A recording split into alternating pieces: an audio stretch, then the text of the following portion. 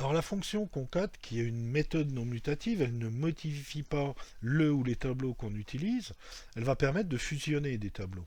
Alors là, par exemple, vous voyez, j'ai créé mon objet vue, toujours le même principe hein, qu'on a vu dans les exemples précédents, mais cette fois-ci, vous voyez que ma liste de Gaulois est vide. Et ensuite, j'ai deux listes indépendantes. Une liste là qui contient les trois premiers Gaulois, une autre liste qui contient les deux suivants. Et à ce moment-là, je vais mettre à jour cette liste-là en fusionnant les deux autres.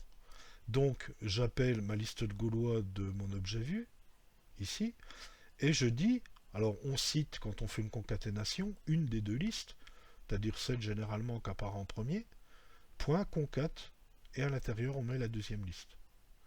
Et on peut faire liste 2.concat et à l'intérieur de la parenthèse liste 2.concat liste 3 entre parenthèses point concat etc. On peut mettre tout ça évidemment en série. Et là vous voyez qu'effectivement le résultat c'est comme c'est une méthode non mutative, ben, vous voyez qu'on a bien modifié les listes gaulois, mais par contre on n'a pas du tout modifié liste 1 et liste 2.